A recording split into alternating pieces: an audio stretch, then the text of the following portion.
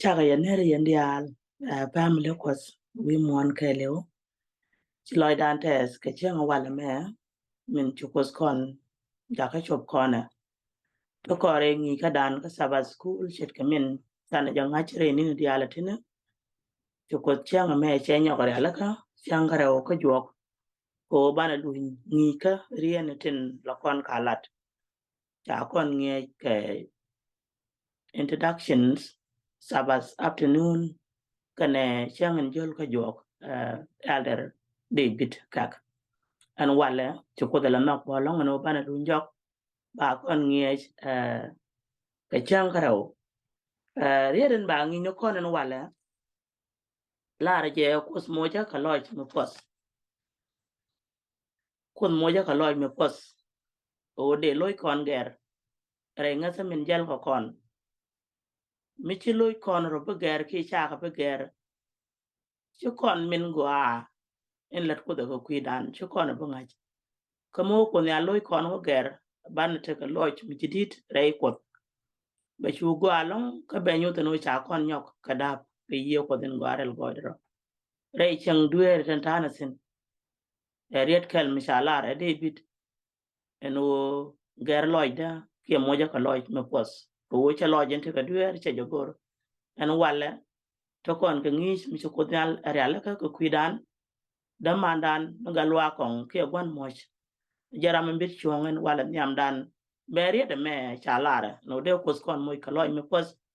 bebe la loy dan ka do bende kon len ka je en wo gwaye di eri de mo ko kon dial ko je maran kos gwan moch chaka ji welcome ber ka mal yen ye kos kel ala ka ta ko ran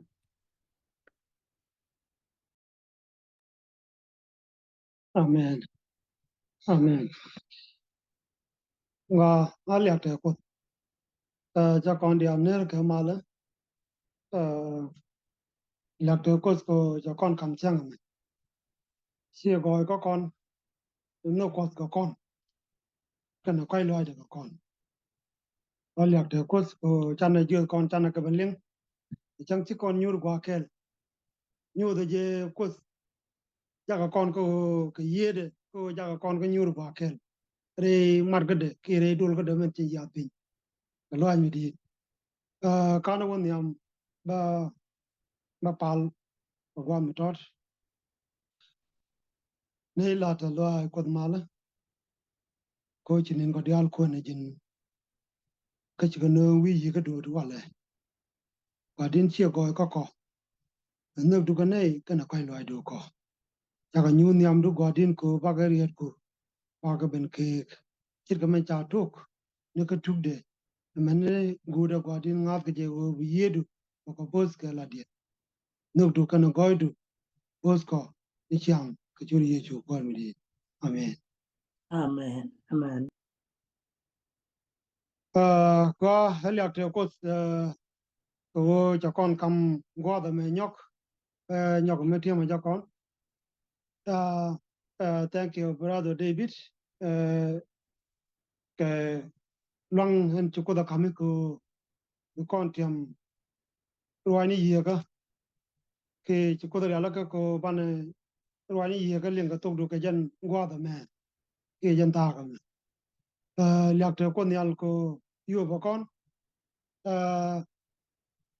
leten me baro dien leten me go long mi chet te ke leten te chu ba no won ka ngi je ke kon ngi je go long ko ran tele goy de ko tele ran long ka tele ran mo go nu long du be ko nyal mi che ngai ji te long do ya pin ki be mol ya pin du long bi ti ko nyal no mo jen ba ko wo cho ran o ram go ran ko ade chi ram go goy be ko ta kon ti mo go long ko kwai loy ko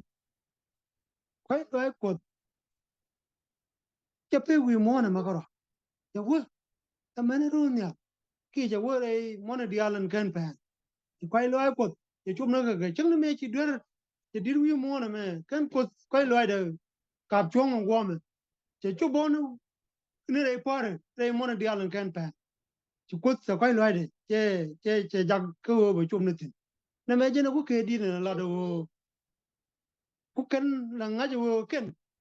ke chan ken ne din ke din ten la ro je me chỉ cần nga je re di na wo ke chan lu ma ka lu e ye ko ti ke ye ko ku lu ti ko ba ka lu ki ba ka bum ki bu ko ba kai lo de ba kam ke ki ba chiang no ka men ti ko da ya la ka ki dan be ko lo nyot ke na me je nan ku ke di na la ko ba kai lo ko ba nyot ra jen en gur kon wo pot bang pot pan je je jen cha tiam kon wo ko kai lo de che ro de ge kai lo de ko che ro de ge te ti mi chiang kan e dial ten je cha wi mo ko kai lo de ge to na me jen en lo sa wa skulan ke lu tat kan kai lo ko re ngi ki dan ma ke lu chir ma cha ling chir ma je kon ling ne ka ramen ngi je ni no nyot ko kon kai lo ko ka chiang ra ude jen kwa la bela de gwa me wo mo ja loch mo pos ki lo me pai to mo ja ko lo me pos ki lo me pai to go David chiang a ji chiang te ga jen won chiang ma ji che ben ko che lo ku le ben tie no ko mo ko lo me pos no wi mi tel me ji me pai to me ji dit mi chi jen chiang a won te ga je ko chiang ran ka me te ga je chi chiang mo go me de kwon ti chiang mo go chiang ran ka mi chi nga jo chiang du che je ki chiang me der mi ben ko ko bo go de ben ti chen kwa la kon o mo ja ka loch tu pa ki lo mo pai tu na me jenen kwa la ngi kon o kon ka bible ka di jo ka jen di yu de ke bat kel wona ka ba den di je amu cha lat kon ta gwa re chol de ki kwen ki brother David. Amen. Yeah. De choga jen die yu da kal bas kal o ka die. Mhm.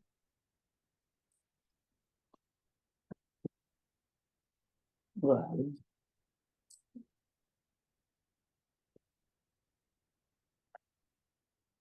Ara shal bo dam da rit. Bo dam ma ko cha. Okay, ka me nan ba ko ko bi mo bang yo. No, it's okay. I got it. Okay.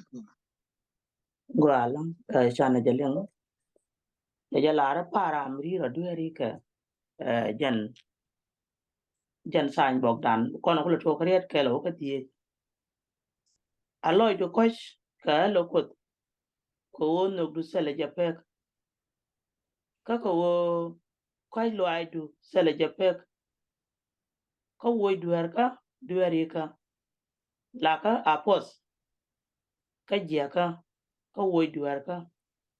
o han nga je duer ka an la na an jek ni chang nyamda a jin karwadu cha duer an chalat ni me jia gwandu a chuandu en oluga ka chang bia kwes lukuni chuandu pany anta duer ni medap ka amar nen nene duer ti kaga ni jimar amen. Amen. Amen. Ajar. Ajar. Namba apal David. Ka para mi. Chiro ngaji itu ka dwer. Jen pal ke David na. David lada no go kwat ke liu. Go kwat ke liu wala da kana yake. Jen la David am. jen nyu the con and tam o go ko te ke di te ke tia ki mi cha de long ke chok ki e me long te di la na go ko jen ko lo nyu the en go du ma le di ke ne ko abe me ko con and tam ka ba ni te ke ti chu bra ki dio ka kan na nyu the con te bi da na ra ki dio ten nyu the con and tam ra ro ja me o me nyam enok de nok ko kara ajen ti de bi dum en pa la ga je nok ko kana koy loy de ka pele ka de no mo ajen en ti de bi de en la de o goy ko ke lu ko jin mo ya ka loj mo pot enok de kana goy de ka koy loy de ka pele ka de na ma jena ti de bi man ta de no chora nga chen go gwan duer changa ye gwan duer ko gwan duer tara ram ta den ba lo bu je ga je ba lo je ga ko ne na ma jena ti de bi de ko de kamratin ere duer no mo de ko da kamratin ki de ko da lo ko koy loy de ko jen la rana ge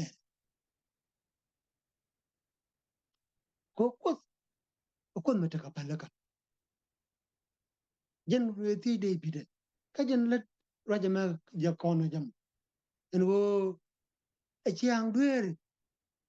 man pal ka je no wo chero ngaje gwan duer che pele ka ko ki koy loy ko je je ti kana no de mala kama ne ka na me jen nyu do kono wo ko me chana wo ka je e chana nyu niam de ba kon ge ba kon lo ba chiang duer dan ke liu ba kamrar ba kon ne de go ba kon ne de pat kwa pana ting mi jidit mi pa etuo pana je jegre de pana nyu niam de mi ci kon ngaje kon ji duer pana ro yor pe niam de ko bana koy loy de bana je ti ajin le de kon ka jen ka changa ka cho ka la wona ka cho ka ti en wo ki debi to ko ko ke lu ya ngach ya chu ngach wo en gera mana kon wal jena bana la mi kana ja ngach wo kon ti duer wi mo na men tam bana wo bana de ko kon yal bana ko je ko ger ne ti du nan bia kaira du nan wo ko bu ko to kon ger ro ja me para karo en chalat ka sam wala rawde choko waro ka baskel da gwa ko kan be lang medit no be me gwa o de kon len kan be la na je gur je de kwen chang ke kon be lo kwen je ke lu de kwen de ben pe ko yo sister chang le pe ka badak da gwa ka baskel wona ka badak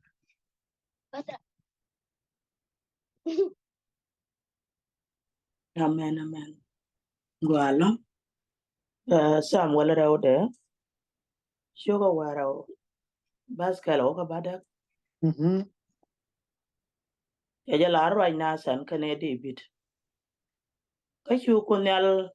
nasan jak ka David. Shu ben ka je. Ka shu je jogi. Te ke wuna dang raw. Te wikel. Kel rianga ka mindong chan. En wude riang te ka det tungwan kana wok. Ka wut en chan sele jangwak tene jen kanai dal roma mishakok chweje no ka chu ga je rom kana gat ke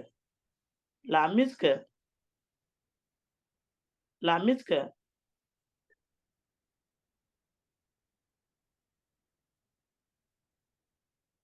la miske ko kwande to kwanda ka maske re bula kala toja babde chene ka nyaade ka chu jal ben ka wuda yang ka kene je lwang ko go badel nak re det ke kia yang ko wo be sal jal tin ci ben ka je dung no wo yo wo kana del wuda men chan jen chue nak jal kamo ino chude bi ga long ke wud amo ka chue nan sen jogi chine ka chot ko nyal aramo chine mo lado rong ne ka lia ka badel mo chul ne ka bangwan ko wo chena malat kene wo sele je char ka chunan sende video ki ajin kanene milar kunyale ko zizirwele an tejo kwanya la kwar ka teji kan ka sol an teji kam kware kana manke ka teji jam ko kware sirwel kane juda mukoye ena me de jire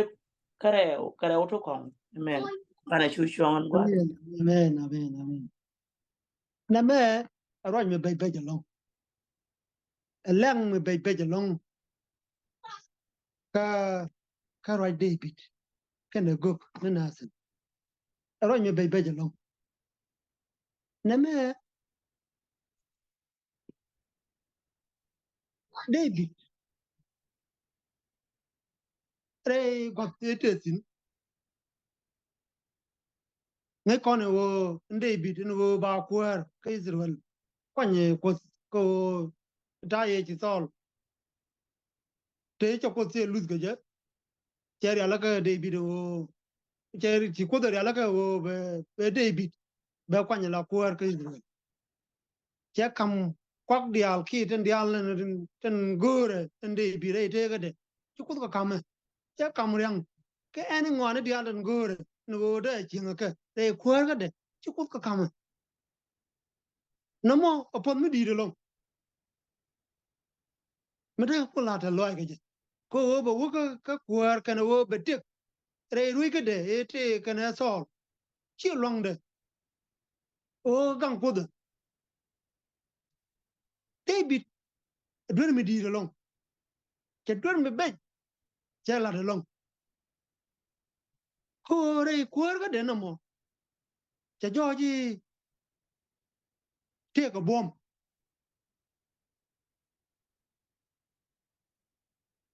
che la de wo ne me e me be de long re Israel mi chi dwer te ka mi jeng mi chi lat so ba yi gran ki me je ko mo bi chul ko ngwa no mo jen la dien ne te ke re te ka dien ki re gwa de te ka tin wo mi te ka dwer mi chi lat karan bi chul ka ko ngwa ko bramo buloy de kulo kash ke dwer mi chi lat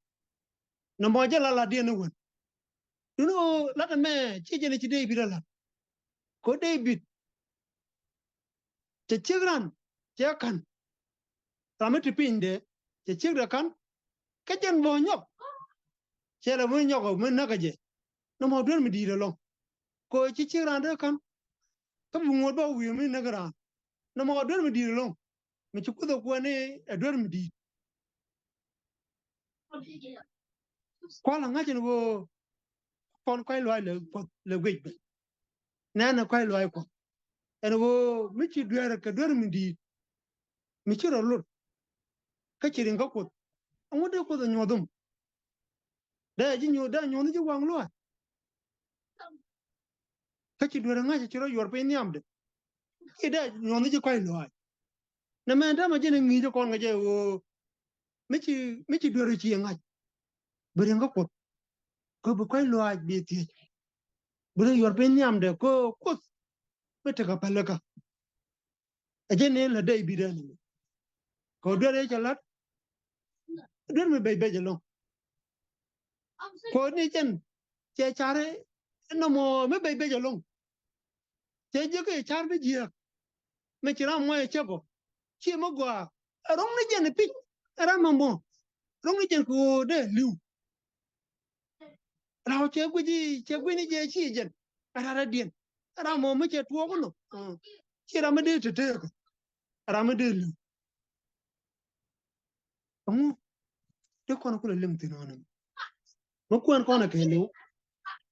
กับบ้านวันงวนชาติบิวอยู่ก็เดินจะลัดที่บูกดที่ไปแล้วกันกดที่ไปแล้วกันนั่นแม่เดินได้บินักโคจะง่ายที่จะเดือดจะกดที่กูก็ให้รวยเด่นเบิ่มมึงเจ้ากูเลยลัดก่อนก็จะรอจะแม่โอ้ได้บิจะรอจะกู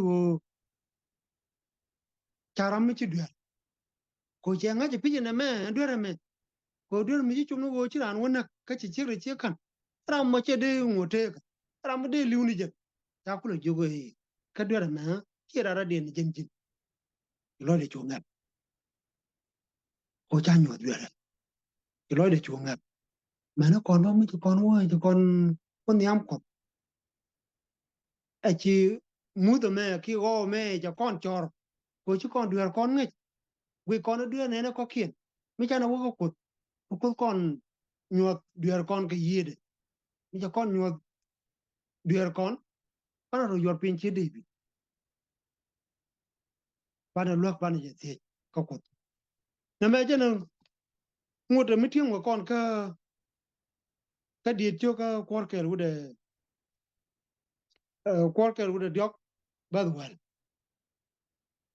ông muốn là con ba ra cái đó con lên cái Samuel thì tất cả cái đó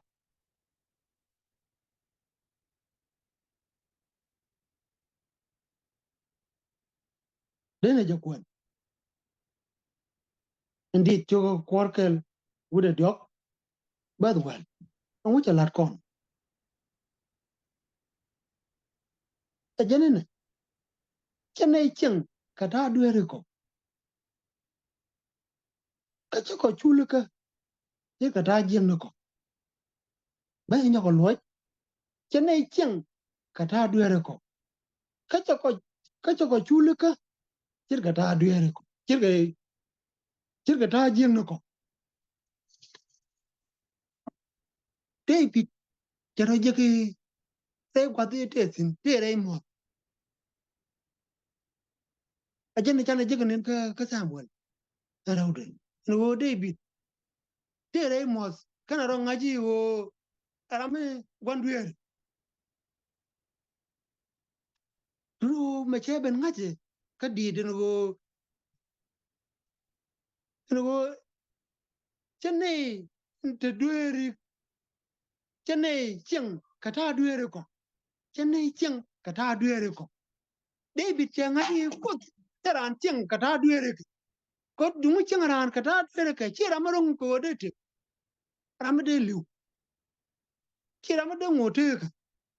ka ko bo charan chule ka jek den jala ko mu chule ran ko ka jek den ran ke chi David de ngote cha con de ngote gan wal mi chul ko con ka dan dia jek ler con ke con de ngote ka de con liu chi David de jek te re mo ka gwa de dan lu ko che ye ko lo gor ko cha ko ti ko da te re ye ka ki de ger de ko da pala ka de kana kwai loy de nyo de ko de chang deมันชี้ยาลูกขี้ไม่ชี้จะก้องเดี๋ยวกดได้แบบลักษณะ jen ko kai lo de le ti ke jam na me jen ta go den go de kon tere de ko de ne pala ko kana kai lo de ne je ti mi chana ja ngach e chi mus chiang dwe re wa me mi cha wang dan chot ka chana ben yam ko da chana je ngach kon ji dwe ko bana kai lo ben ti kana pala ka nob de bana ben nyun yam de mo kon tu ke ko ko me te ka pala ka na me jen go de bi de en ko mi la ra na pala ka kana go ne dwe ke de bi dwe ke cha ka bel cha ka ban jok cha wo no go ko mi ngore dwe ka cha ma cha me de la ko chi me la na chul dwe ka ki dwe la na chul dwe ten chi la ki dwe ten chi la chi ka chul la ko de nyu ni ji go de ko be ye ge ko chi de bi da nga ja no mo che yu ti ni go ko ka na go ni dwe ka na me de ko na nga ji chiang ran ga de chiang ko te ge di te I mean te ge da ko ran la chiang dwe ka mi chiang nga ji wo cha ra mo gon dwe la cha ra no chi ko da bel pele ka ko che dwe ba go ni wo che te go ni am ko du no bi chiang nga ji ko e ko ma ta ko lo ai bo ga je ko bi u ti ga ko lo ai na me je ne chi to ga ni ka Peter kane Judas ko Peter kane Judas re ruwaini chala de wo per duer kien dunu wo de dien en chare je kana wo jar en ko la nyodo wo chiang ran ga kana chiang ko ga wo te ga de ti Judas me che nga chi wo je chup loide ko chi chiang mo de dan che chor ko je chiang re ko ko go da bar ken no ko kana pele ka de ki ko loide kana chup loide dunu je gwini je wo ba be ja ko be kwak me che nga je wo ne iche dwela ne wo che ko che kwak ki che ko ja ko ba na kana wo cha ko lo ko cha wo cha re dwere ne wo dwere che la de chi me de ko da palaka me de nang ran ga ji en ro ko wo de liu ne gan je ni chi jude da chu me ko cha me ni chi ande kana ko lo ko kana ti cha chu ko ni wo bo ulu ko dwere me che la de chi dwere me de palaka je na ku de bi de la kon ka jana nyu de bire nen ka ji kono ko na na ka sam wo ka sam galo wo rama me ki rama de ti ronga ka le api wo mi je gwini chiang de en wo chi me de ko da pelaka tok de chara wo de ro na jen chi jude de wo charo no mo ka Peter me chiang a je wo cha ko kang kana gwini wo ana me cha ko kang cha ron ko go ni am po en wo de wo nang ro da de ko na jen ki ko me cha me ga jude kan Peter de charo no cha chara wo kos a jin kon mata ka kai lo a jin kon mata ka no cha won yam ko te ro ya pin te mol ga ya pin cha kai lo ko te na me che Peter ja ko wo cha ro ri e duere ka kana gwi ne duere ka cha gwi ne go ko no go ko ber ka ko ba ban ga ama no kon ba wal cha kon ba gwi ne duere kon mi cha na ja ga kon ji duere pana ri ngo ko tir ga Peter pana wo ko tir ga de bi en wo e jin kon ma tiran chul duere jin kun no ta ka palaka me chana nga kon ti duere ci kon bela ro ko en duere chala de ci ko do palaka je ko bo nyam na ko ba palaka jerwa jabana lat ka jana bana nyodon wo ko te ka palaka ka jana ko lo nyod kon wo re ne ne dang ra woto o nga ci tini bom ko wo ci Peter ci tini bom ko ci Judas ci gwini ci ande ki ci ran ka en go ci ame tele go mi de palaka ga je duno bana tini wo ci andana me e changna me je kon bana dinu ni amde ko bana goy ko bana jawoti roja me jen ngot ting mo ko na ka di choga jen di wi de kel ba kala wona wal bangwan na me la da kon roj mo to ko lo ka ba kel jen jit goru to ka kwi mo ya ka pel rai loida jin goru to ka mo ya ka pel rai loida na me jen la ka kon ka ba baro laga ni ka tabu ba ku pot laga ba boy chir ka chak laga ka tabu ba ku pot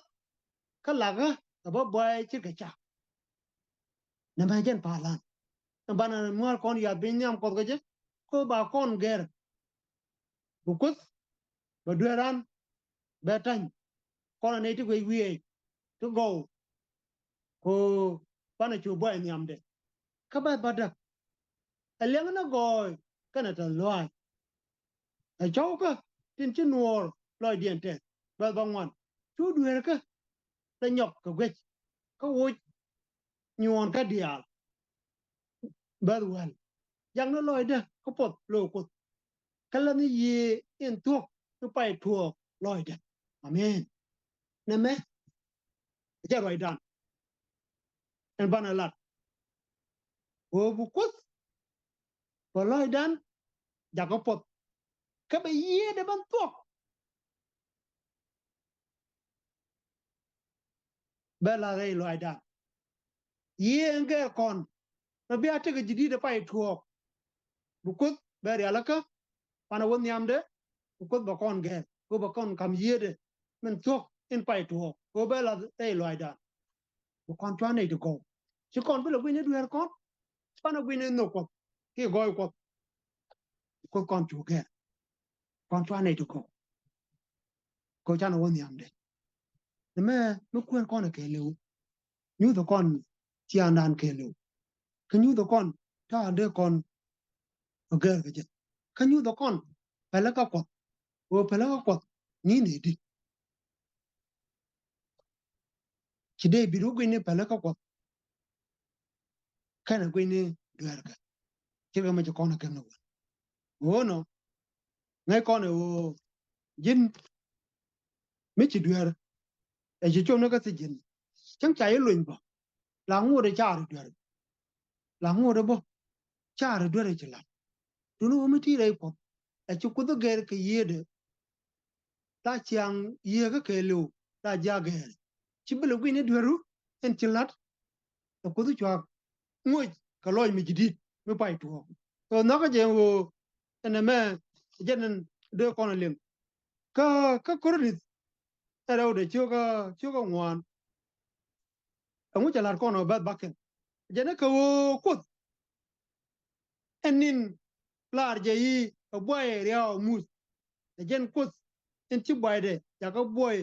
re lu ni ko ko ba ko no ngech boy ko min boy nyam ye chu kreso amen neme jarwa lat pol jarwa lat pol en wo kus ko kon kam boyde jen me lar e lo ni kono jen bu kon mer ko jen ko kon tu nung te nga ko kanga ke ye chu kreso atara dien me bana goy ko ki boy ko do me bana ye je pana je ke ye chu kare ajin tim polo kon o boy ko da me ma bi ger ko wade re ko da re ko ye chu ko wade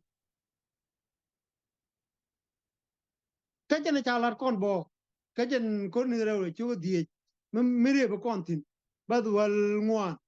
ko no ko chu mo kon ko chana je jik a tel diu man chum kon re te ka dan wi mo na ma ke lew no ko chu kon je re te ka dan ka nga ke ye chu kar to na ko je wo kon ni chana je nga je ko kon ji dueri bana de ko bana ko lo ko bana je tie bana pala ka de tie bana nuk de bana je tie kon bu ni dueran e duer mi cha ba pala ka bana wo ko ba dueran ba pala ka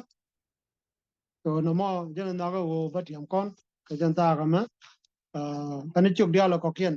ba ka la re sister nyon ko kon ga lo ko kana ma kan tu bloy dan ko ma la ba ta ka lo kon ali ko Amen. Amen. Amen. Amen. Ci loy dan tes gat ko ko nyale pos katan ci lat ni roy ni ko ci ka len loy da ko te kel ke je ci loy dan tes bu kon mot ko mu kon ko nyam and welcome back sister nyon. Go along. Any piano kuga kapal. Amen. Thank you. Yeah, brother gat ko mi lore di kon mo moy kapal re dia len ci ko skala redo bu ka bu go ko da ba kapal. Amen. Amen. wa